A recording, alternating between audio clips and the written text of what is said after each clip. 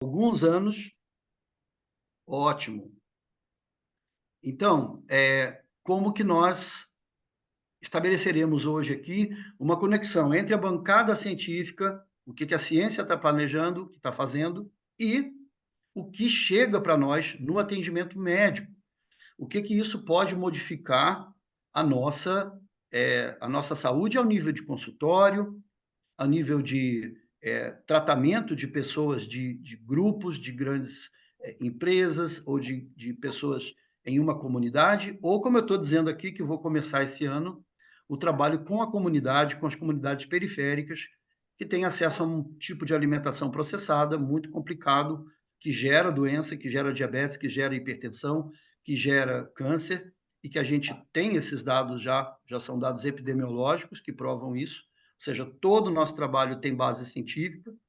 Então, antes de eu começar o slide, eu vou me apresentar novamente. Sou médico formado pela Universidade de Brasília, fiz cirurgia geral, era cirurgião. Da cirurgia migrei para a endoscopia, que eu faço até hoje, mas nessa época que eu formei a residência médica de cirurgia, eu fui para a Alemanha, que eu queria ser médico de transplantes. E lá eu virei médico de transplante de ratos. Eu fazia transplante de fígado em ratinhos, coisa que eu não faço mais, né? Era a minha consciência na época. E a gente publicou 120 publicações, era uma equipe que era uma máquina de produzir trabalho científico. Então eu venho da bancada científica, por isso que eu valorizo tanto a ciência, por isso que eu acho que a gente não pode falar alguma coisa, ainda mais falando sobre alimentação saudável, e dizer apenas de boca que isso acontece. A gente tem que dizer com base na ciência. E também quero fazer uma recomendação muito importante para todos que estão ouvindo. Por favor, quando tiverem perguntas, vocês vão escrever as perguntas no chat. Elaborem primeiro, escreva com caneta e papel. Pensa uma pergunta bem formuladinha e perguntem. O que eu quero chamar a atenção de todos é que as perguntas devem girar em torno do tema que está sendo conduzido aqui. Ou seja, eu estou falando sobre a bancada da ciência para a saúde, vocês vão ver que são temas diferentes, mas é importante que vocês perguntem sobre o tema. Outro tipo de pergunta que a gente não vai poder responder são as chamadas perguntas clínicas. Ah, eu estou com um problema de colesterol aqui, eu estou com um problema disso ali. Eu não posso responder a perguntas clínicas, nem de vocês e nem sobre algum parente de vocês. Não vou poder responder, primeiro porque é vedado pelo Conselho Regional você fazer uma fala e simplesmente dar uma opinião que você não tenha dado os exames laboratoriais desse paciente, não tem história clínica, e para isso, no final, vou dar o contato do consultório e vocês passem esse contato para quem precisar, ou se vocês precisarem, nós fazemos consultas online comigo, com a nutricionista Glaucia Albertoni e com apoio de toda a equipe da Seed for Life. Também quero agradecer aqui, antes da gente começar, a querida Maria Elizabeth Sequim, a minha sócia querida, a Márcia também, que também nos acompanha, ou seja, todos aqueles que estão se esforçando todos esses anos para que a Seed for Life tenha esse sucesso que estamos alcançando. Já estamos aqui, parece que são 600 inscritos, isso é só o começo, nós vamos cada vez mais aumentar. Esse vídeo depois, avisem seus parentes, conhecidos. Esse vídeo vai ser gravado e estacionado no YouTube. E o que a gente vai fazer com as perguntas de vocês? Dentro de 2 semanas, mais ou menos, pode ser uma semana a mais, a gente vai programar uma nova live, aqui mesmo, para responder essas perguntas de uma forma objetiva, clara e que atenda às perguntas de todo mundo. Então, eu vou resumir essas perguntas em grupos e respondê-las em uma live de respostas a essa live daqui. Então, vamos começar. Eu vou compartilhar o primeiro slide, eu já aprendi aqui o jeito da coisa, e lá vai, já... Share. Cadê? Foi. Então, vocês estão vendo aí, eu só queria saber se a tela está completa ou se ela está dividida. Acho que está completa, pelo jeito. Então, aqui eu estou mostrando para vocês um pouco desse currículo, né, todo esse período que eu trabalhei em pós-graduação, doutorado na Alemanha. Depois eu me tornei... Desculpe, a tela não está completa. Tem que apertar lá em cima, apresentação de slide. Daí ela fica inteira. Eu fiz isso, eu fiz isso. Não, lá em Vamos ver. cima, ó. Não aí, não. Do lado, apresentação de slides, onde Parece que ficou inteiro agora, não foi? Mas o áudio sumiu. Vinícius, pode me dar um retorno? não está inteira. Tem que ir lá no terceiro quadradinho, escrito apresentação de slides. Já apareceu inteira, doutor Alberto. Agora está em formato de apresentação. Correto? Ok, Ok, ok agora. vamos em frente. Então, hoje eu também sou professor no Instituto Israelita Albert Einstein, professor da disciplina de pós-graduação em Medicina Integrativa, e eu coordeno, então, esse modelo, chamado Modelo Biogênico de Saúde, que está sendo desenvolvido agora no interior de São Paulo. Depois, mais detalhes durante a nossa fala.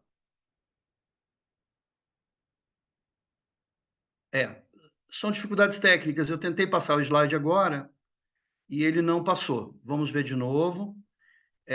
Vou partilhar aqui, share. Vamos para o segundo slide. Ele mudou. A gente tem uma equipe. Se ficar parcial, gente, é melhor assim, porque pelo que eu vi, quando eu amplio, eu tenho que sair de tudo para voltar para o slide. Então, acompanhem por aqui porque dá. Essa é a nossa equipe. Eu sou o médico da equipe. A Maia Berman é a professora de culinária. A Glaucia Bertoni é a nossa nutricionista. A Solange Gabriel, nossa cozinheira. O Kelly Parayana Dassa, ele é uma pessoa que nos dá o acompanhamento na parte do Ayurveda. E a Silvana Belisário, que eu estou aqui na casa dela, ela tem um papel importantíssimo nos nossos cursos, que é uma harmonizadora das situações todas que a gente vive quando o curso é presencial. Aqui está agora o início da nossa fala. Eu vou começar falando sobre o epigenoma. O epigenoma, a história do genoma humano, começou precocemente, isso em 1959. Dois estagiários, né, um chamado Watson e Crick, dois caras jovens, menos de 30 anos, descobriram a conformação do DNA e publicaram na revista Nature. Isso foi um impacto gigantesco, né, um impacto enorme na ciência médica, e que acabou eles acabaram recebendo o prêmio Nobel somente 9 anos depois. Isso mostra como a própria ciência dentro dela é auto antropofágica, né? Ela devora aqueles que fazem algo brilhante, principalmente se são jovens, e demoram muito tempo para reconhecer o que eles fizeram. E justamente no ano 2000, muito próximo, começamos a chegar completamente a decifrar o genoma completo desses 22 mil genes do corpo humano, e hoje nós temos o mapa do microbioma humano completo. E dentro disso iniciou a ciência da epigenética, que eu coloquei esse slide aqui, é um slide com esse desenho curioso, é um desenho artístico, mas para mostrar que esse nosso DNA não é apenas uma máquina, um filamento de moléculas, ele tem uma série de interações entre si, moléculas que podem ligar ou desligar determinado gene, e com isso fazer com que esse gene produza uma proteína ou não, ou seja, a gente chama isso de proteoma. Então, é o genoma descoberto pelo Watson e Crick, o genoma que foi decifrado completamente em 2005, quando chegamos ao final de decifrar o genoma humano, e o epigenoma, que é uma ciência mais recente e que está trazendo para nós o conhecimento da atuação desses reguladores, da atividade dos genes. O gene ele está inativo, ele está off. O gene está ativo, ele está on, quer dizer em inglês, ligado ou desligado. Então, esse gene ativo ou inativo nos dá as características que estamos no momento, por exemplo. Como é que está a nossa frequência cardíaca, como é que está o nosso colesterol, como é que está todos os nossos,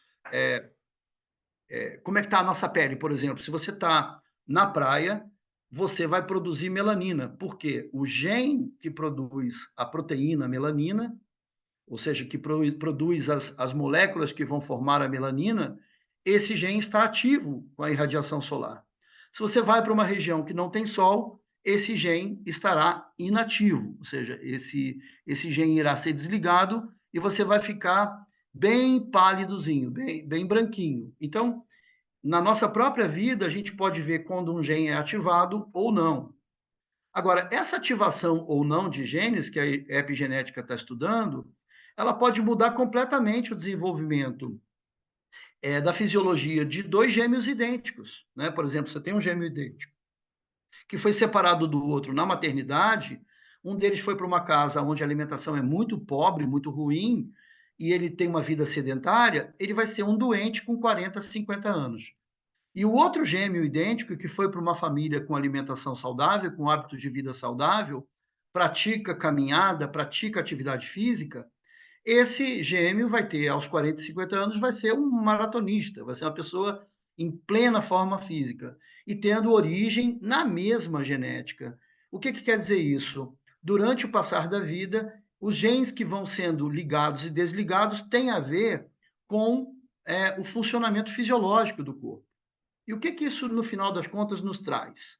Nos traz o fato de que nós somos donos das ordens que damos aos nossos genes. Somos nós que determinamos se esses genes estarão ativados e melhorando a nossa fisiologia, ou se esses genes, principalmente os genes da longevidade, quando desativados, vão piorando a nossa fisiologia e nos transformando em hipertensos, em diabéticos, tudo com o passar do tempo. E qual é a boa e grande notícia disso? Por que eu estou trazendo informações da ciência? Para dizer como elas se aplicam na vida clínica. Se nós tivermos um modelo de trabalho no qual a gente reorganiza o padrão alimentar e os hábitos de vida de uma pessoa, essas novas medidas são capazes de reativar esses genes da longevidade, são capazes de reativar esses genes que promovem a nossa saúde fisiológica, e a gente começa a ter um melhor desempenho cardiovascular, a gente começa a ter um melhor desempenho metabólico e se livrar de hipertensão e diabetes, por exemplo, que são as doenças mais difíceis da gente lidar na saúde pública. São as que ocupam o maior volume de atendimentos e a maior necessidade de tratamentos na rede pública de saúde e também, obviamente, na rede privada de saúde.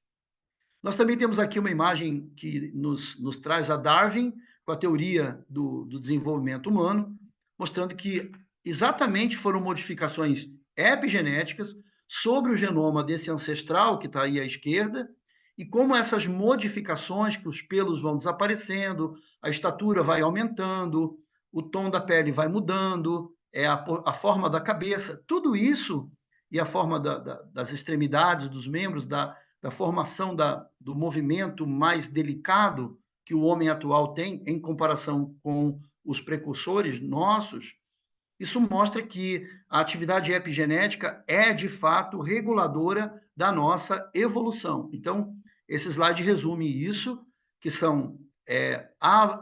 nós temos o genótipo, que é o nosso, eu diria que, em comparação com o computador, é o nosso hardware, né? A gente tem... O computador é o nosso genótipo, o nosso DNA.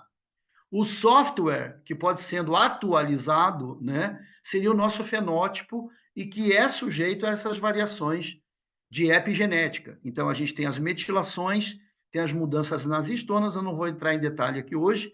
Essa aula é bem completa nos nossos cursos, tanto nos cursos online da Seed for Life, quanto em nossos cursos presenciais. A gente traz bastante ilustração para que as pessoas compreendam isso bem. Mas o que vocês estão entendendo aqui hoje, e é a mensagem mais importante, nós somos donos do nosso DNA, nós somos donos da nossa epigenética. A epigenética só não pode fazer milagre e você continuar comendo refrigerante e hambúrguer e achar que isso vai interferir no seu DNA, melhorando ele. Não vai interferir.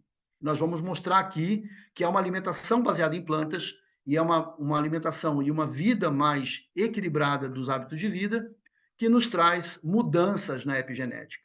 Isso quer dizer, o que nós estamos errando nos últimos 20 anos, nós podemos corrigir em 20 a 30 dias. Vocês não acreditam? Pois acompanhem, por exemplo, tem um documentário recente, se o Vinícius puder depois colocar no chat, que se chama Você é o que você come, que está na Netflix, e que fala claramente de um experimento com gêmeos idênticos, experimento caríssimo, a gente sabe o preço de um experimento desse.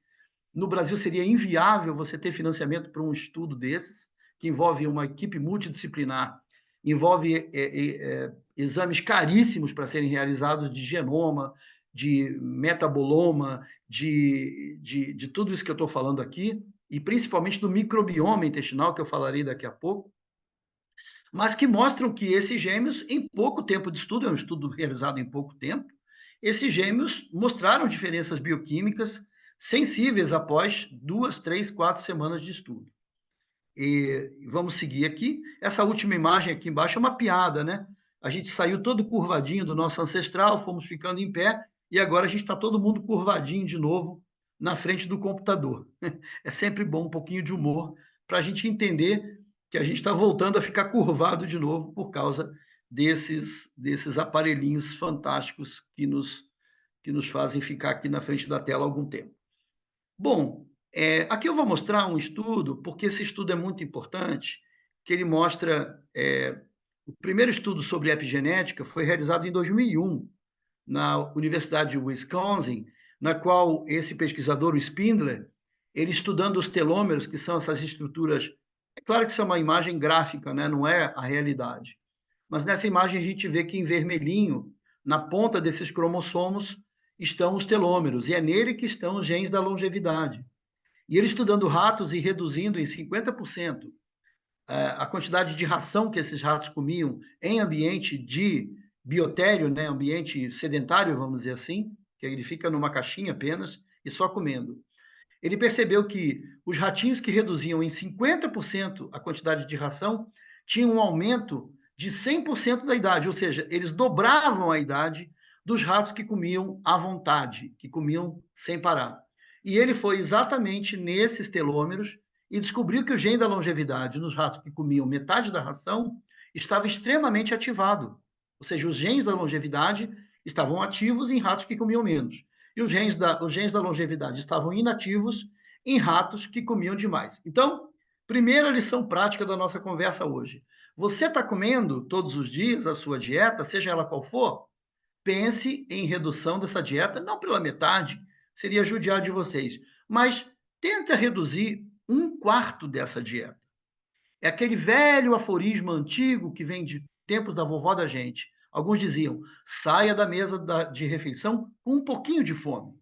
Isso é uma medida muito saudável e a gente vê que, pelo experimento realizado com camundongos, com Spindler, essa realidade acontece. Depois disso, ele evoluiu e esses experimentos foram feitos com animais de maior porte e os resultados foram impactantes, estão todos publicados, é ciência pura, e vocês podem procurar por Stephen Spindler e vocês vão encontrar as publicações desse brilhante pesquisador.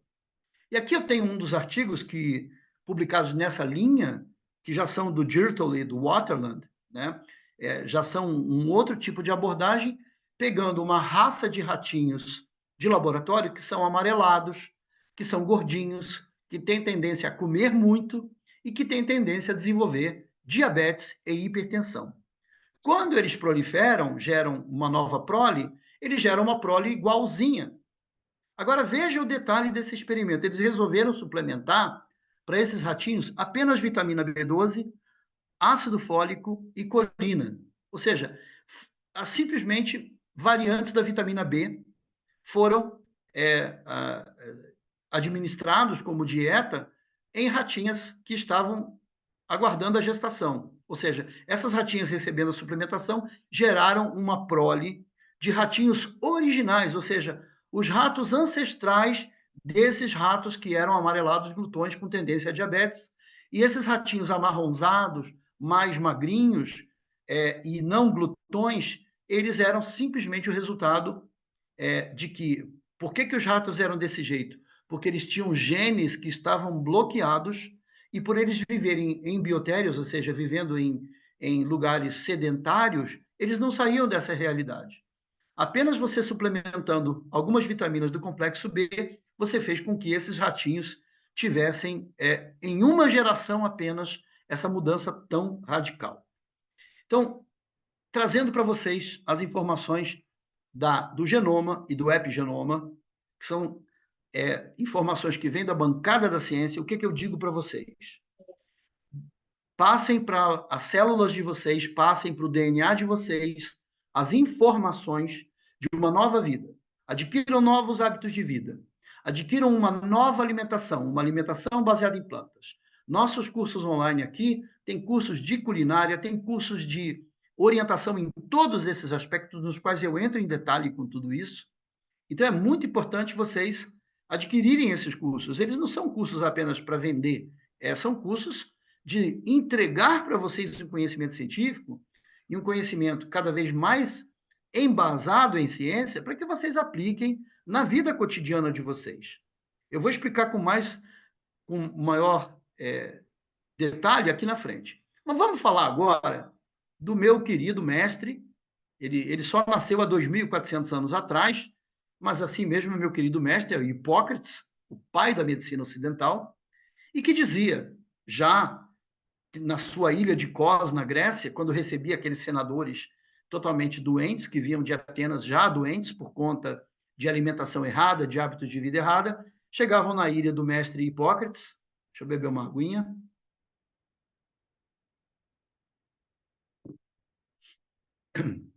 Quando desembarcavam, encontravam esse sujeito com essa carinha aí, bem casca grossa, que ele era bem brabão. Ele dizia para aquele senador, olha, ou você embarca no teu navio de volta para Atenas, ou você vai seguir o que eu vou te falar aqui. Você está aceita?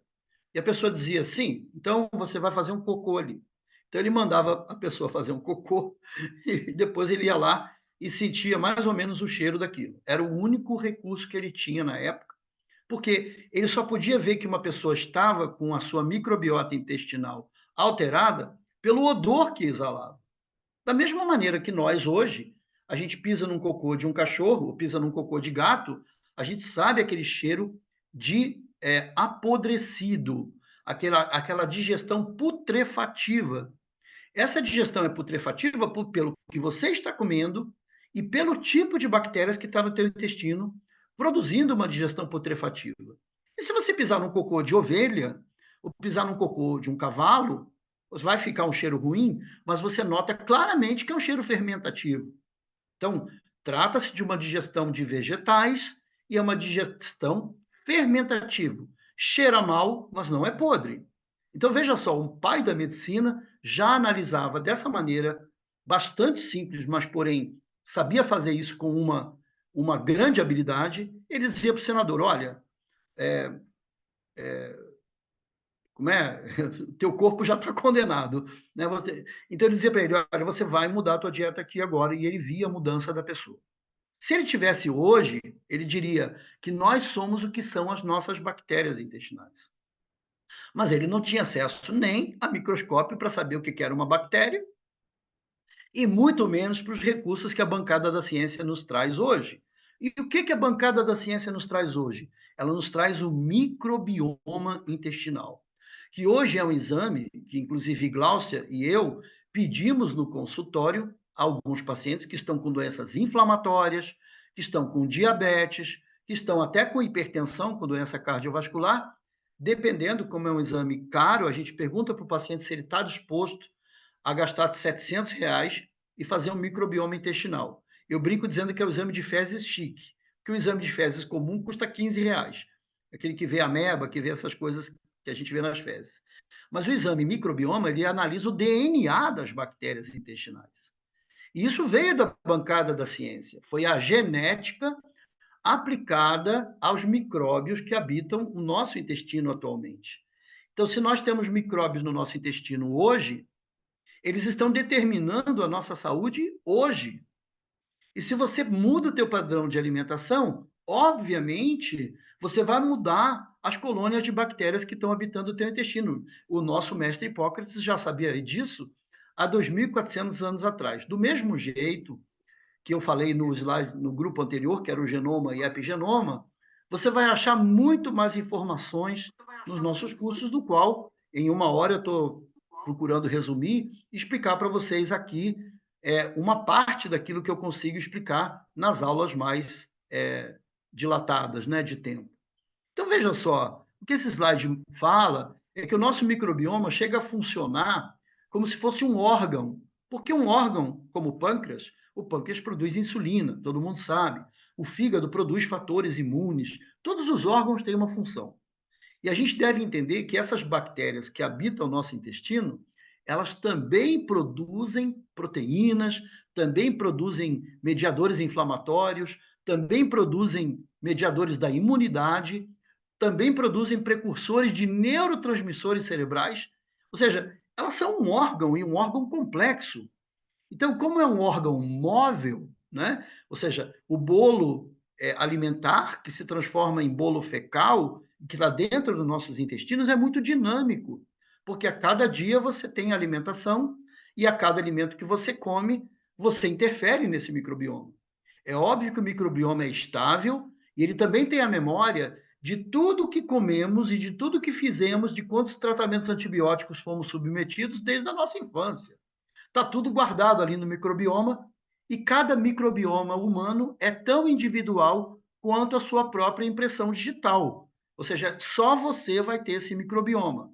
Agora, é óbvio que os cientistas estão estudando que pessoas que vivem no mesmo bioma, aí vamos dizer, que vivem na mesma área, que se alimentam da mesma maneira, por exemplo, uma tribo indígena Yanomami, vai ter um microbioma diferente de um americano que mora em Nova York e come na lanchonete. Os microbiomas são completamente diferentes. Mas se você comparar os microbiomas de habitantes de Nova York com os microbiomas dos habitantes de uma tribo indígena Yanomami, você vai ver que, em forma coletiva, esses microbiomas são idênticos num coletivo e completamente diferentes dos microbiomas de um outro coletivo, de um outro meio ambiente. Então, mostrando aqui nos slides que, quando eu vi o primeiro artigo sobre microbioma, eu era ali iniciando, foi exatamente quando eu saí da bancada da ciência de microcirculação, eu estava na Fiocruz e comecei a frequentar a biblioteca. Eu já frequentava, mas eu comecei a frequentar a biblioteca da Fiocruz, que eu recomendo, viu? Quando vocês forem ao Rio de Janeiro, visitem o Corcovado, visitem o Pão de Açúcar e visitem outro ponto turístico do Rio, que é a Biblioteca da Fiocruz, que é maravilhosa. É um templo do conhecimento e da ciência. Então, eu ia naquelas estantes procurando artigos e encontrei esse artigo do Holtzapfel, que já falava sobre probiótica, né, e como a probiótica seria um marcador biológico futuro, no qual a gente poderia fazer experimentos e como eu faço hoje com a Gláucia, a gente podia pedir em consultório o microbioma intestinal, mas na época eles apenas mostravam esses aspectos, que tinham fatores de proteção de barreira intestinal, tinham fatores de tratamento para doenças de diarreias, ou para doenças inflamatórias intestinais, controle da motilidade, tudo isso que está escrito, né? Quer dizer, como esse vídeo vai ficar armazenado no YouTube, todos vocês vão poder rever isso daí e até tirar print de tela quando vocês quiserem saber mais a respeito, porque todas essas referências estão aí, não à toa. Isso mostra aqui agora um trabalho mais recente, de 2017, do Lee. Olha quantas coisas vão expandindo a partir do mesmo microbioma intestinal. A gente entende que o microbioma gera nutrição para a gente, ou seja, a própria ciência da digestão já se mudou, porque antes a gente achava que a digestão era só enzimática.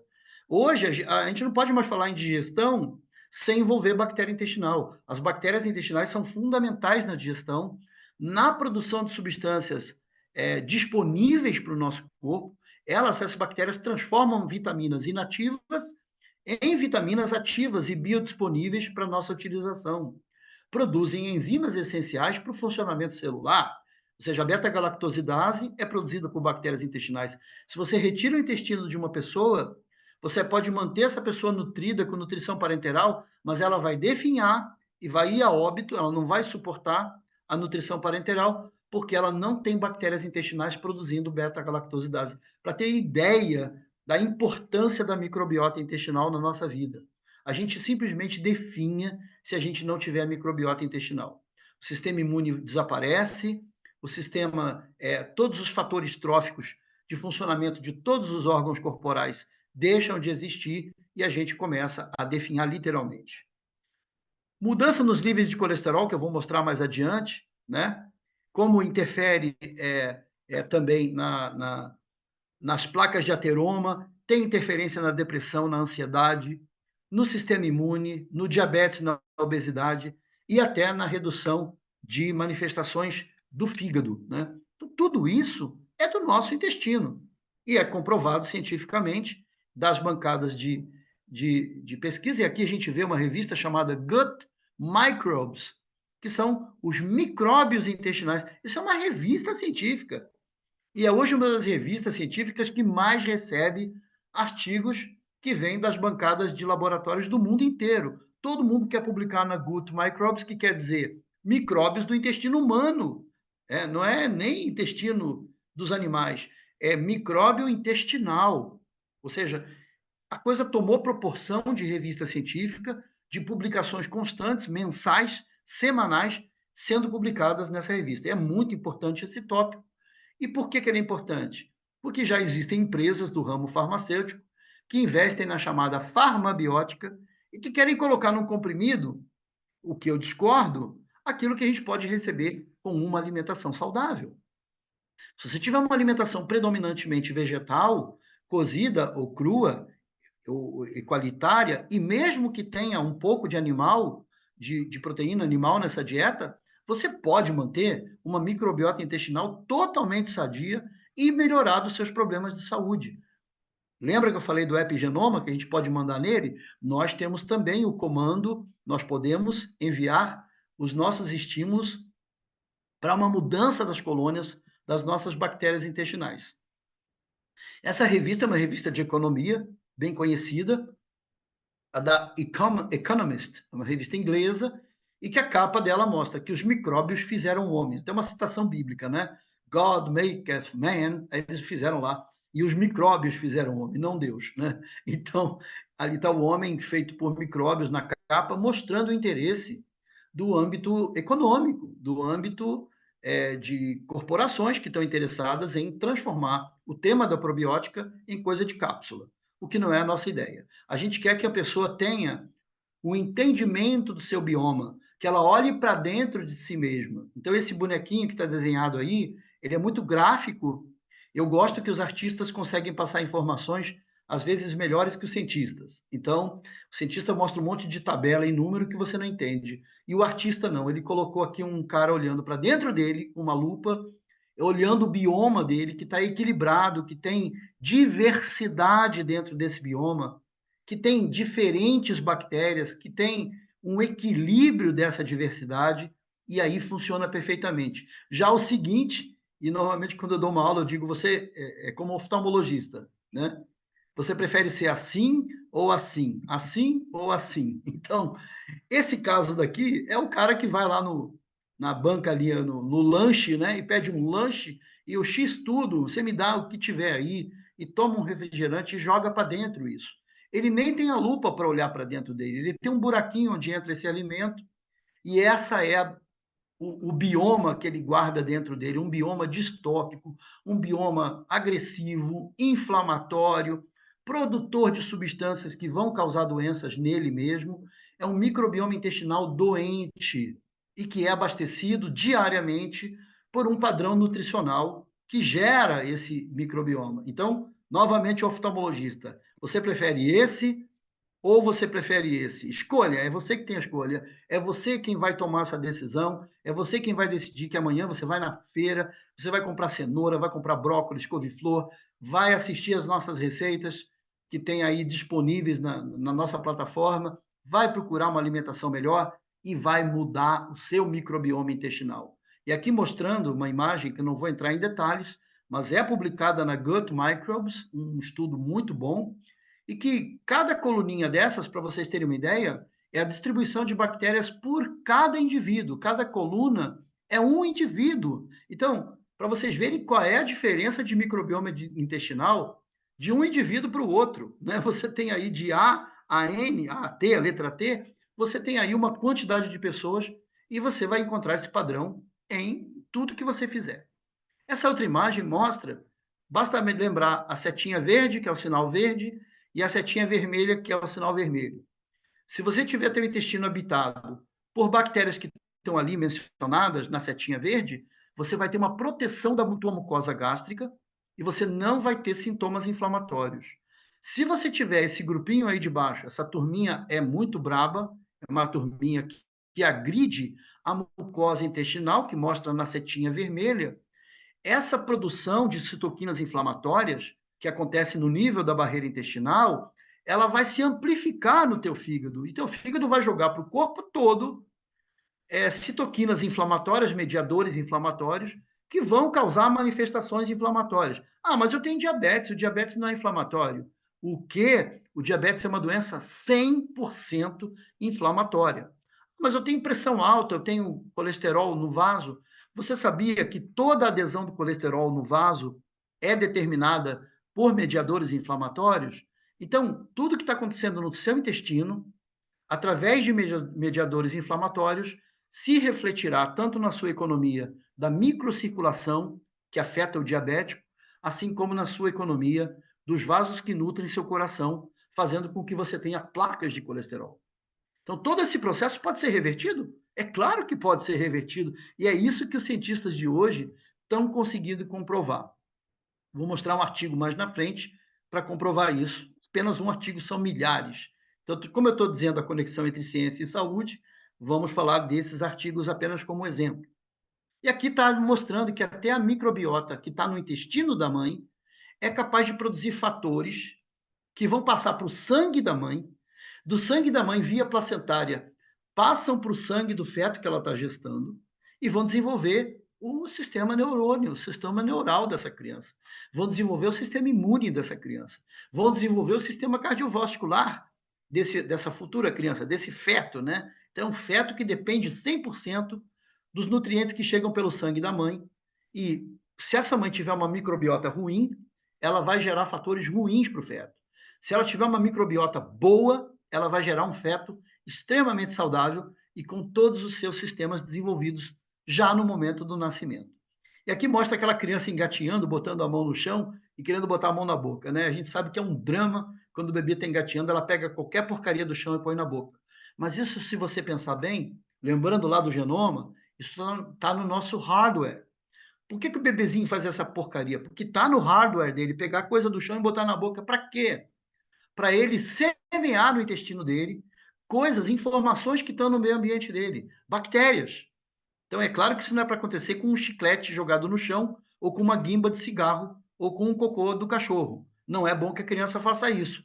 Mas a criança, no ambiente ancestral, ela fazia isso no meio de uma aldeia. Então, ela botava a mão naquela areia, põe na boca, ela está semeando na microbiota dela a microbiota daquela aldeia, né? De que vem pela pele das pessoas e até, né? Normalmente eles defecam muito longe da aldeia. Mas todo esse ambiente microbiológico vai fazer parte do desenvolvimento deles. E, finalmente, mostrando uma imagem apenas gráfica, eu digo que os artistas explicam mais que os cientistas, essa é uma imagem mostrando uma sinapse, que não é assim, tá? Não tem nada a ver com isso, mas o artista conseguiu fazer 2 neurônios e essas coisas brilhando ali no meio, que a gente vai falar do eletroma em breve, tudo isso compõe o nosso sistema nervoso, a nossa capacidade de elaborar pensamento elevado, a nossa capacidade de meditar, ou a nossa deterioração, levando a gente a um estado de depressão e ansiedade. Ou seja, os próprios neurônios, os neurotransmissores que estão conectando os neurônios, como na imagem, são determinantes do nosso funcionamento, do nosso pensamento, do nosso nível reflexivo, do nosso nível cognitivo e como que nós reagimos ao meio ambiente na parte emocional. Então, tudo isso é mediado por bactérias que vão produzir precursores de neurotransmissores que vão fazer parte do equilíbrio desse sistema também. Então, não é pouca coisa. Eu estou tentando ser resumido e estou conseguindo, eu acho que pelo tempo aqui, deixa eu ver como é que está o tempo. Opa, já estou atrasado. Não, eu vou chegar lá, eu chego lá. A carnitina, esse experimento realizado com carnitina, que é um aminoácido presente na carne vermelha, ela foi administrada em cápsulas para pessoas que eram vegetarianos ou pessoas que já comiam carne. E o que esse estudo mostra?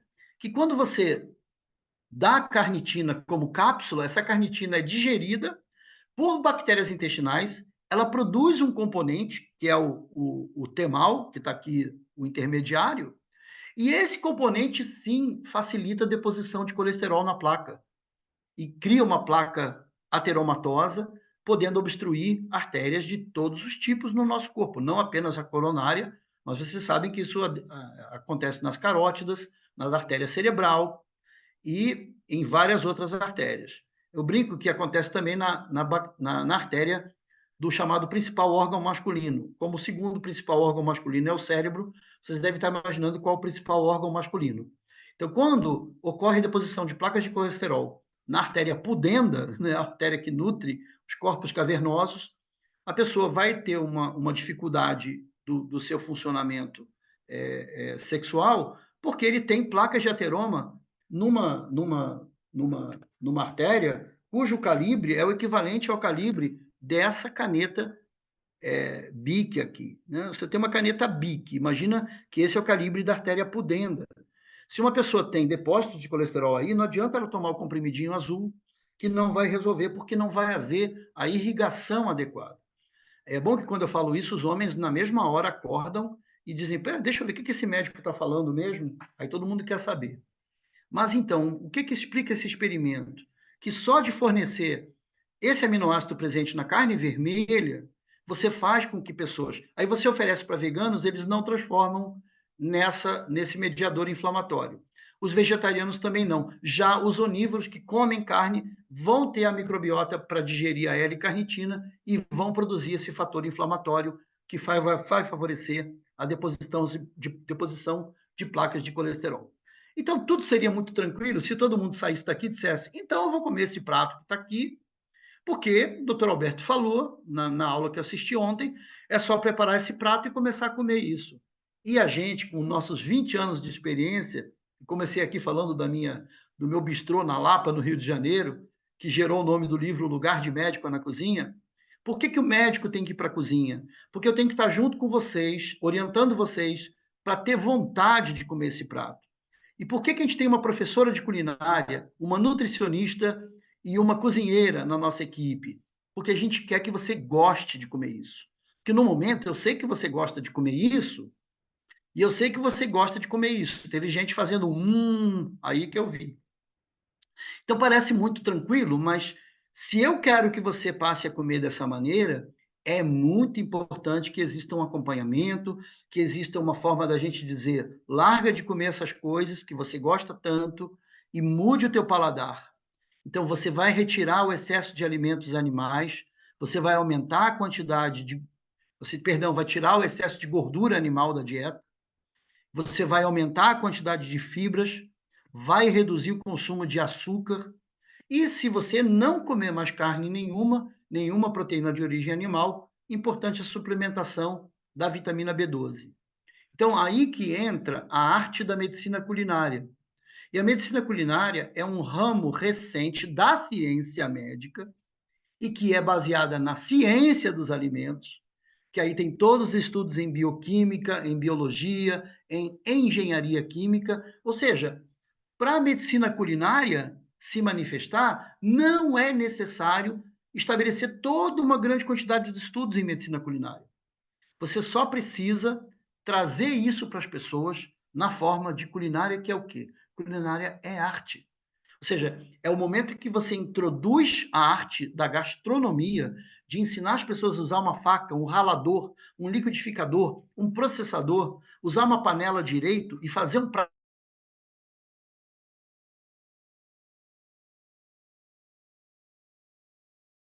Você está fazendo uma ciência avançada, e é por isso que a Universidade de Harvard adotou a medicina culinária faz poucos anos, não faz 4 anos.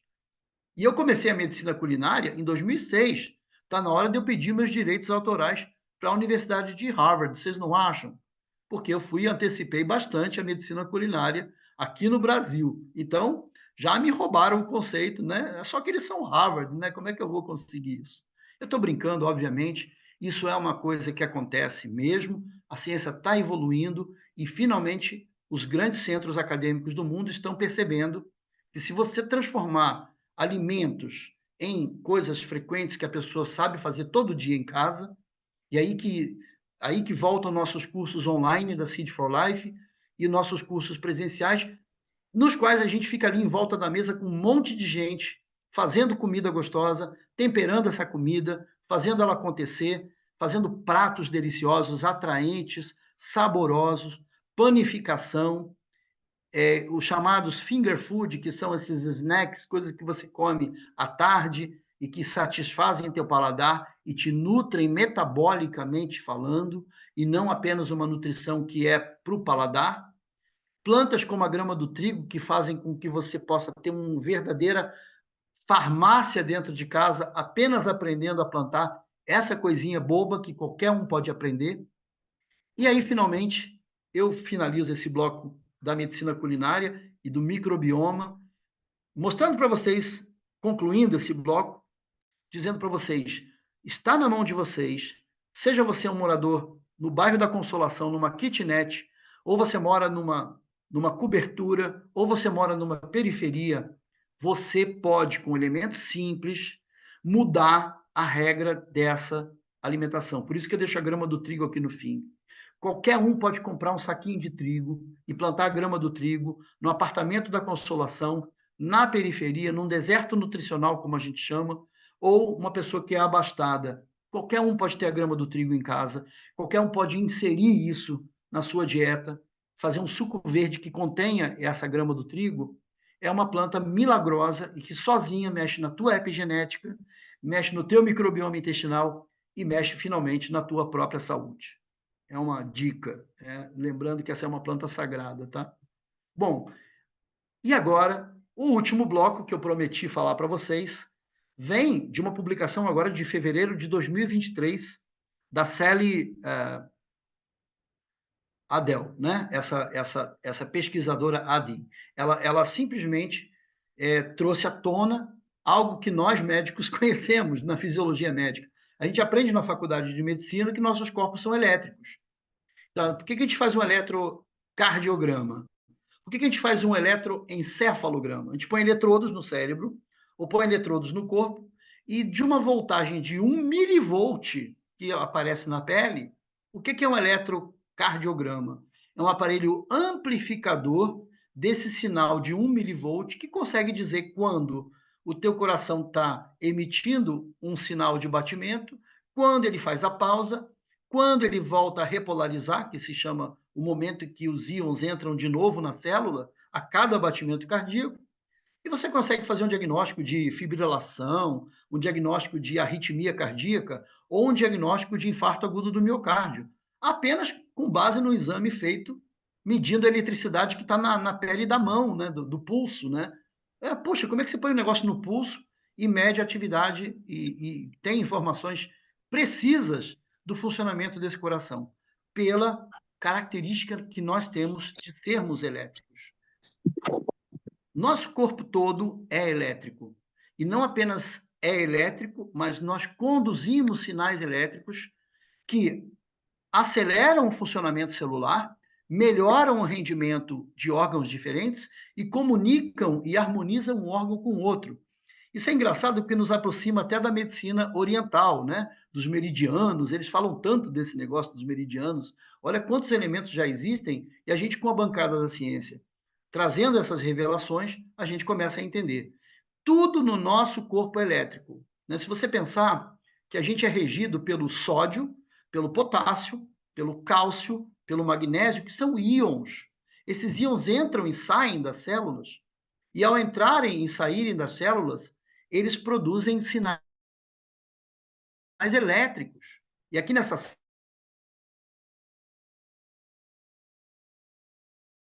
verdinho e um lilás são poros das células humanas que podem se abrir, e essas aberturas e fechamentos desses poros da membrana celular, que é essa bolinha azul que está aí, eles abrem e fecham dependendo de sinais elétricos. Veja bem, esse modelo que está aqui é o modelo de diabetes. Aqui tem receptores de insulina, aqui a gente tem os poros para a entrada da glicose na célula, eu não vou entrar em detalhe, mas é como que a doença do diabetes também é uma doença de alteração das características eletromagnéticas da membrana celular. Ou seja, com nossos hábitos de vida, nós vamos isolando as nossas membranas celulares para que elas funcionem com seus poros para a entrada de íons e saída de outros íons, e que isso prejudica totalmente o nosso funcionamento, tanto cardíaco, quanto da célula muscular, quanto das células corporais, a produção da insulina e tudo isso. Nós somos elétricos. Dr. Neil Barnard, que está situado aqui, que é um dos médicos americanos que está trabalhando na reversão de diabetes com padrão alimentar, ele traz essa imagem e que é claramente envolvendo os poros das células e o nosso padrão alimentar que muda esses poros das células e que nos levam a distúrbios como diabetes. A bioeletricidade também já tem sua revista científica. Essa é a capa de uma revista científica que recebe artigos científicos sobre bioeletricidade. A bioeletricidade, ela pode ser aplicada nas nossas vidas através de pequenas descargas elétricas de corrente alternada ou corrente contínua. São diferentes tipos de correntes para diferentes casos. Mas, ao ativar eletricamente células do nosso corpo, a gente favorece, por exemplo, a cicatrização de ferida. É notado que pessoas com mais idade vão perdendo a bioeletricidade, vai reduzindo a irradiação elétrica do corpo. E quando você estimula eletricamente, uma fratura óssea, por exemplo, vai acelerar a capacidade do osso de se regenerar. Uma escara, quando o paciente está acamado, as doenças chamadas escaras, que são feridas horríveis, que fazem verdadeiros orifícios gigantes na região glútea da pessoa, que chega a ter exposição óssea. A bioeletricidade é aplicada, melhorando a corrente, a passagem de elétrons pela região, favorece o fechamento das escaras. Imaginem só que esses mesmos pesquisadores perceberam que as células de tumores, elas têm um zumbido. Imagine, elas geram um campo elétrico, eletromagnético, e que faz com que elas tenham as características neoplásicas. E o que eles estão percebendo?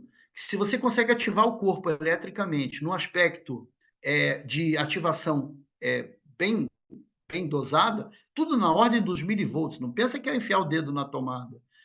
Não é tomar um choque. São irradiações de microvoltagens, mas que são capazes de haver estímulo. Eles estão conseguindo conter o crescimento tumoral, evitando a entrada do sódio na célula tumoral e evitando que essas células produzam metástases. E com esse conhecimento, eles dizem, é muito importante o uso da bioeletricidade no câncer, porque pode evitar que um paciente pode não mudar o tumor dele. Então, o tratamento para o tumor continua o mesmo, mas você pode evitar que esse paciente faça metástases, porque as metástases estão relacionadas à atividade elétrica do tumor. Então, isso tudo está muito inicial, vocês estão vendo que é uma revista recém-lançada, o livro da Adi é um livro recente, de 2023, então imaginem a quantidade de desdobramentos que esse entendimento do bioeletroma, né, do eletroma humano, pode nos conduzir. Mas vamos pensar juntos aqui. Estão vendo essa imagem dessa moça, de uma das nossas turmas, meditando em ambiente de natureza? O que vocês acham que essa pessoa está recebendo na forma de eletricidade sentada na relva e no meio de um ar puro, respirando e meditando? Ela está mudando completamente a bioeletricidade dela. Como é que o contato com a natureza, o contato com os elementos da natureza, eu não vou entrar em detalhes, mas tem livros aqui chamados de grounding, em inglês é aterrando, que mostra que andar descalço na relva muda o teu eletroma, muda completamente a frequência do teu corpo e o fluxo de eletricidade no teu corpo. Essas grandes e frondosas amigas chamadas árvores, ter contato com elas, subir numa árvore, encostar numa árvore, abraçar uma árvore, você vai ter, no livro Cirurgia Verde, cadê o Cirurgia Verde?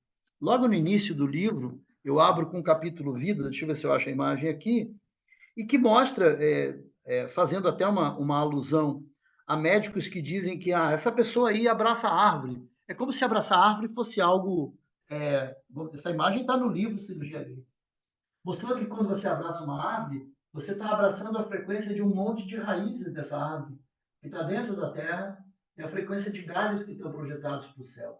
Se isso aí não é bioeletricidade, se isso não é alinhar a eletricidade do teu corpo, eu não sei mais o que é. Então, com isso, eu vou concluindo a minha fala aqui, basicamente trazendo o que a ciência nos leva para a saúde, e lembrando a vocês, façam contato com a natureza. No nosso evento, nos nossos cursos presenciais, a gente tem o banho de floresta, a gente já chama isso de banho de floresta, que é caminhar na floresta, receber os elétrons livres naquele ar de floresta, tocar nas coisas da floresta, tocar na terra da floresta, palpar a terra da floresta com a mão. Isso tudo nos conecta com o ambiente elétrico. É claro que o humor, a alegria, essa moça é uma amiga minha hoje, foi uma aluna na GESE, ela é uma atriz de teatro divertidíssima, a gente ri o tempo todo com ela, dá risada, está num ambiente saudável de atividade física, contato com a água, contato com uma água de nascente, o sítio Nirvananda, você toma banho lá, você toma banho de água de nascente, você bebe água lá, você está bebendo água de nascente. E aqui eu vou para esse bloco final, já mostrando que eu estou saindo, né, que não adianta também a gente sair da bancada da ciência apenas para o consultório. Eu quero dizer para vocês que essa imagem é uma imagem do Globo Repórter, que de um acontecimento que aconteceu está ótimo, de um acontecimento ocorrido no ano de 2008, quando eu estava lá na Saúde da Família de Campos do Jordão, e o Globo Repórter fez uma matéria de um médico que estava ali ajudando pessoas a mudarem as suas saúdes. Isso aconteceu lá, essa imagem já é em Osasco, eu fiz o modelo biogênico acontecer em Osasco, olha a quantidade de pessoas que afluíam todas as semanas lá, foi um trabalho lindíssimo, a Silvana que está aqui do meu lado lembra em detalhes tudo isso, foi a época que ela me conheceu, a gente fazendo esse trabalho em Osasco, e a Maia estava sempre lá também presente, e agora a gente está trazendo isso para a nossa região. A nossa região é isso que você está vendo aí. É uma região ondulada, de serra, com neblina, com um clima muito ameno, a gente está 900 metros acima do nível do mar, e a 240 quilômetros de São Paulo. Ou seja, não é tão longe assim da capital. E a gente está num ambiente de floresta, e os nossos grandes farmacêuticos serão os nossos pequenos produtores rurais da região, que é uma região muito rica em famílias produtoras. Então, a gente vai fazer um trabalho envolvendo esses produtores rurais e já estamos iniciando. Eu tive uma conversa hoje com o Hernan e com a Laura, da Apoia-se. A gente vai iniciar uma campanha de financiamento coletivo para desenvolver um modelo biogênico de saúde, que é uma forma da gente levar isso para pessoas de nível periférico, para pessoas que estão em deserto nutricional, para pessoas que só têm acesso à saúde do SUS, que só vai dar remédio para elas. A pessoa vai dar um pico hipertensivo, vão dar captopril, vão dar losartana, vão dar diurético. A pessoa está com pico de diabetes, vão dar insulina e vão mandar para casa. Que é isso que a medicina está fazendo, e eu sei porque eu estou até há poucos dias atrás, eu ainda estava no sistema do pronto-socorro, e eu deixei o sistema do pronto-socorro para abraçar a causa do modelo biogênico, e que vai acontecer agora, graças a vocês. Entrem no Apoia-se em breve, não é agora, a conversa foi hoje, mas entrem no Apoia-se e vocês vão ver como que vocês vão poder apoiar a gente fazer esse projeto com o objetivo de atingir as populações vulneráveis do nosso país. Aqui é o meu sítio, o sítio Nirvananda, que está na mesma região, onde a gente faz os cursos presenciais, que são educação em saúde. É o que eu estou fazendo agora. É o que a Seed for Life faz o tempo todo. É o que eu faço no curso presencial e é o que eu pretendo fazer no trabalho de saúde pública, que é o tempo todo educação em saúde, o tempo todo ensinar como o corpo funciona, ensinar o eletroma, ensinar o microbioma, ensinar o epigenoma. Isso que eu estou falando hoje para vocês, levar para pessoas jovens, que não são estudantes de medicina, levar para pessoas que moram em casa simples, mas que vão entender os conceitos. Porque quem já me viu dando aula sabe que eu faço teatro, sabe que eu faço coisas engraçadas, sabe que eu transformo glóbulos vermelhos em tomates e saio correndo pelo corredor para mostrar o sangue passando pelo capilar. Então, eu me esforço nessas aulas, junto com aqui o Kelly dando uma aula de Ayurveda, aqui a Maia dando aula de culinária. O tempo todo nós estamos trabalhando com educação em saúde. O tempo todo é uma plataforma de educação. E é isso que a gente quer que vocês apoiem, para que mais e mais pessoas tenham acesso a alimentos estratégicos, não necessariamente caros, que a gente cria uma nova rede de distribuição de hortaliças, de alimentos que permitam as pessoas beberem suco verde com mais frequência, as pessoas terem pratos, sopas, lanches, sobremesas que sejam deliciosas e que mudem o jogo, que virem o jogo, literalmente, que a gente retire 80% do atendimento de postos de saúde e hospitais de pessoas que estão se alimentando mal por aí. Esse é o salão em construção, faço questão de mostrar, gosto muito de mostrar esse salão, quando estava em obras, né? Esse é o centro de tratamento integrativo, localizado em Ribeirão Grande, sendo construído, temos quartos para receber também, e aqui ele já montado, eu em ação, dando aula para um grupo de pessoas que está assistindo, a Maia dando aula de culinária, a gente mostrando aqui o tempo todo técnicas de ensino. Essa aqui é a aula dos 6 sabores, já preparada para ser dada pela Maia. E como é que a gente consegue trazer tudo isso? O sítio também tem agrofloresta. Eu fui aprender com o mestre Ernest Goethe, e agora o sítio está desenvolvendo a sua própria agrofloresta, que é uma nova forma de agricultura. E eu finalizo aqui mostrando a nossa imagem da pousada já construída, com um lindo arco-íris, né? Quase que eu disse raio-x. Médico confunde raio-x com arco-íris. É possível uma coisa dessa? Então, esse é um arco-íris lindo sobre a pousada, mostrando que é ali que está o pote de ouro, tá? É ali que vocês vão encontrar a saúde de vocês. Aqui é uma das nossas fogueiras, um ritual terapêutico muito bonito, nada religioso, é um ritual técnico que segue uma sequência, mas a gente tem muito para falar. Eu quero que isso é bioelétrico também, se vocês pensarem, tá? Eu só quero agradecer, deixar esse último slide aqui um tempinho para vocês anotarem. Eu vou estar aqui agora, é claro que alguma coisa a gente ainda vai bater um curto espaço de tempo, o Vinícius vai me dar o tempo agora. Queria que vocês anotassem um contato para consultas, para cursos, depois vocês fazem um print da tela. O contato da Seed for Life está aí, www, né, ou HTTPS, eu nunca sei por que www ou HTTPS, enfim, é seedforlife.com.br. Você digitou Seed for Life, já aparece lá, tá? Então vocês procurem nossos cursos online, eles ajudam muito porque levam para dentro da tua casa essas informações e muitas outras e permitem que vocês acessem esses conhecimentos e, principalmente, acessem essas práticas. Porque a gente sabe que o conhecimento, a informação sozinha, não traz nada, não traz conhecimento. É a organização dessa informação. Quando você faz uma comunhão desses fatores e aplica na tua vida, aí sim você tem um novo conhecimento, um conhecimento que vai mudar a trajetória da tua doença, que vai mudar a trajetória do que está te fazendo sofrer, que vai mudar a trajetória daquilo que a tua família dizia que você ia ter. É muito comum você ouvir: tua mãe tinha diabetes, então você vai ter. Não! A tua mãe tinha diabetes e você não vai ter. Teu pai tinha hipertensão, então você vai ter. Não, teu pai tinha hipertensão e você não vai ter, porque você, com base no que eu falei aqui hoje, e com base no que você vai atingir aqui durante, se você tiver acesso aos nossos cursos, vou interromper aqui, vamos ver se ele interrompe. Aqui estou de volta. Olá, pessoal, eu estou vendo vocês de novo aqui sem slide. Desculpem, eu quero pedir desculpa para vocês, tanto slide, né? Tanta informação, mas eu tive o carinho de levar isso para vocês da forma mais fácil possível, para não transformar essa noite em algo enfadonha.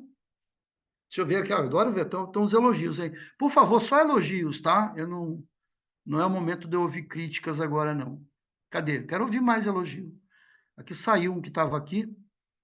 Manda coraçãozinho, manda assim para gente. Olha aí, que bacana. Eliane, Colombo Cruz, Colombo. Luciana, mandando coraçãozinho. Eu quero receber o retorno de vocês. Olha aí, tá vendo? Só elogio, nenhuma crítica. Olha que bom, só elogio, gente. Que coisa boa. Olha aí, que legal, que legal, que legal, que legal. Eu fico até emocionado, viu? Fico feliz de ver tanta gente agradecendo. E eu quero muito que vocês saibam, lembrem-se do que eu falei. As perguntas que vocês vão mandar não é sobre caso clínico, lembrando da regra inicial. Mandem perguntas sobre o que a gente falou aqui hoje.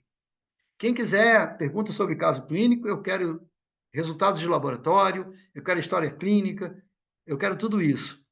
Mas mandem perguntas relacionadas com o que eu falei e daqui a 2 ou 3 semanas vocês vão ficar sabendo, fiquem ligados aqui, engajem conosco, chamem os amigos. Esse vídeo vai parar no YouTube, vai ficar lá. Então você pede para alguém assistir de novo para ver o que eu falei. Isso tudo vai estar presente, está sendo gravado isso. Até aqui, ó, essas lindas bênçãos que vocês estão mandando. Eu vou dormir feliz hoje aqui. Estou em São Paulo e eu tenho muita gratidão por todas essas lindas palavras que vocês estão mandando. Agradeço muito mesmo. Vinícius, você quer entrar aqui para fazer palavras finais? Para a gente encerrar? Acho que o Vinícius dormiu. O Vinícius, acho que ele foi dormir. Dormi nada, eu tava arrumando o microfone aqui. Pedir para o Ah, que pessoal ficar no bom! grupo, doutor. Permanecer Oi? no grupo de WhatsApp para mandarmos os links, o link da pousada, o link dos cursos da City for Life, os cursos da Sim, Maia. sim. Pede para o pessoal continuar lá, porque também toda novidade, né, atualizações, vídeos no YouTube, a gente manda lá para eles, uma vez que eles tomaram a decisão de participar desse grupo exclusivo de WhatsApp. É isso, gente. Eu quero finalizar dizendo para vocês que essa medicina que eu pratico hoje é a medicina do sorriso, é a medicina da alegria, é a medicina da vida. É uma medicina que trabalha os alimentos como coisas sagradas. E é diferente da medicina que eu estava praticando até dias atrás, que eu tive que praticar para construir a pousada. Trabalhando em pronto-socorro, a gente faz muita coisa boa por muita gente, mas a gente sabe que aquela medicina é triste. As pessoas não trabalham com alegria, elas trabalham com tensão, com medo. Os pacientes chegam tristes, as pessoas não saem felizes do tratamento, não há um retorno para a gente. E eu sei que essa medicina ela é muito mais integrativa do que a gente pensa, porque no final das contas a gente recebe essa coisa mais valiosa que existe, que é a gratidão. A gente olha no olho de um paciente que diz assim para a gente: doutor Alberto, eu mudei a minha vida por causa do teu livro. Doutor Alberto, eu estou curado do diabetes, doutor Alberto. Doutor Alberto, eu melhorei da pressão. Isso eu posso levar para mim, para o resto da vida e para outras vidas, se Deus quiser, porque é algo que nos nutre. É isso que nos nutre de verdade. Não é o dinheiro, não é a fama, não é ser conhecido, é esse olhar que o paciente nos dá, é o que é o nosso verdadeiro alimento. Para quem é médico de verdade. Eu acho que eu sou médico de verdade. E pratico a medicina de verdade. Essa é a medicina que eu quero praticar de hoje em diante. Sintam-se bem-vindos, estão todos convocados a participar dessa nova fase. Tá bom? Vou fechando aqui agora, que eu acho que eu tenho uma coisa bem gostosa para comer aqui, que a Silvana é uma chefe de cozinha valiosa. Vem aqui, Silvana, dá um oi aqui pro pessoal. Oi, Silvana, aqui, ó, Olá, boa nossa querida noite. Silvana, tá? Um prazer estar Mande aqui um. na aula. Eu sei, Silvana, muito obrigado mais uma vez por essa linda recepção aqui. Sempre. Eu escrevi o capítulo final, os capítulos finais do Cirurgia Verde, esse livro aqui, o final dele, foram escritos aqui. Ó. Vim para São Paulo, fiquei quietinho aqui trabalhando, sendo alimentado aqui por essa chefe de cozinha maravilhosa. E é isso, gente. É tudo muito feliz, é tudo muito alegre. Esse caminho, é o caminho, é a e a vida. Pronto, tive que citar Jesus para terminar. Não podia ficar sem falar nele, né? É isso, minha gente. Muito obrigado. Estou muito feliz com a presença de todos e até breve, tá bom?